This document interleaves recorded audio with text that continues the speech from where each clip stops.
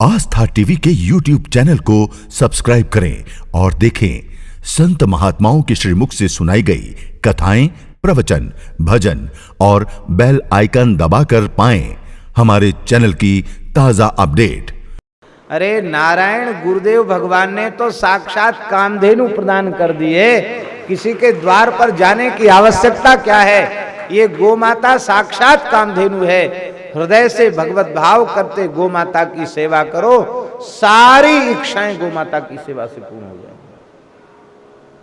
विद्या की प्राप्ति गाय से, बुद्धि की प्राप्ति गाय से, धन की प्राप्ति गाय से, पुत्र की प्राप्ति गाय से, पुत्री की प्राप्ति गाय से, कहां तक कहें भगवान की प्राप्ति गाय से, ब्रह्म विद्या की प्राप्ति गाय से। उपनिषद में स्वामी जी कथा है ना, उपनिषद में कथा है कि गौतम ऋषि के पास एक बालक आया। बोले हमको अपने गुरुकुल में भर्ती कर लीजिए, हमारा जनेऊ संस्कार करा के हमको वेद पढ़ाइए। गुरुजी बोले तुम्हारा परिचय, नाम गोत्र बताओ। उसने कहा मेरी माताजी ने सेवा में लगी रही, संतों की, गौ माता की, उनको पता नहीं चला।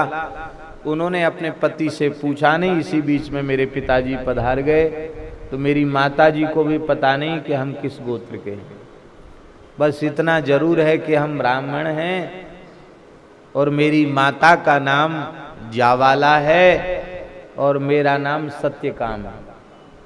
अच्छा, गौतम जी बोले बिल्कुल ठीक है, तुम ब्राह्मण हो। ब्रह्म, क्योंकि इतना निश्चल निष्कपट भाव से ब्राह्मण ही अपने हृदय की बात, मन की बात कह सकता है। ब्राह्मण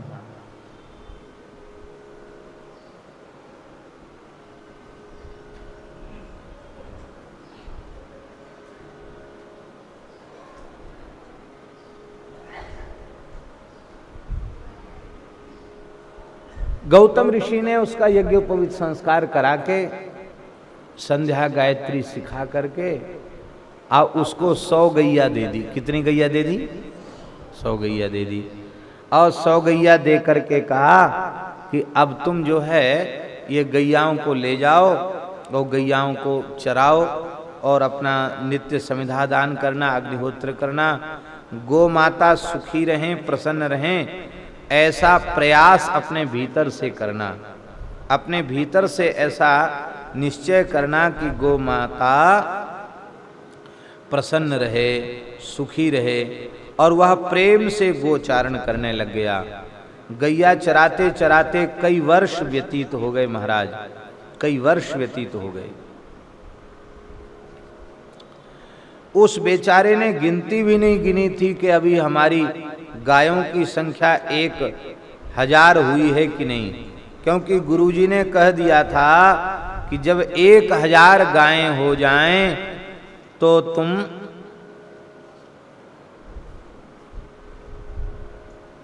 लौट करके गायों को लेकर के हमारे निकट आ जाना। आज गो माता के एक वृषभ ने, गायों के स्वामी नंदी ने, वृषभ ने डहकते हुए सत्यकाम के निकट आकर के कहा, ब्रह्मचारी सत्यकाम, ब्रह्मचारी सत्यकाम, मैं तुम्हारी सेवा से अत्यंत प्रसन्न हूं।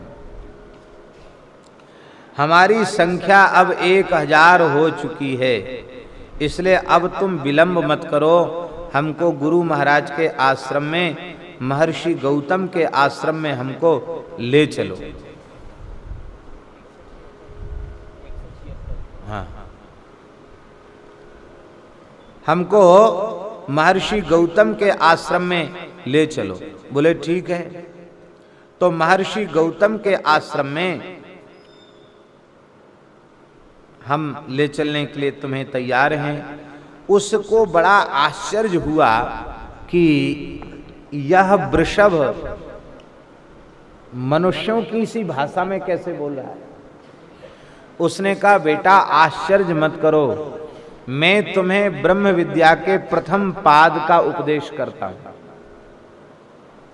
तू गोसेवा करते करते ब्रह्म ज्ञान का अधिकारी हो गया है, ब्रह्म विद्या का अधिकारी हो गया है, इसलिए मैं तुझे ब्रह्म विद्या के प्रथम पाद का उपदेश करता हूं। उस वृषभ ने ब्रह्म विद्या का उपदेश किया।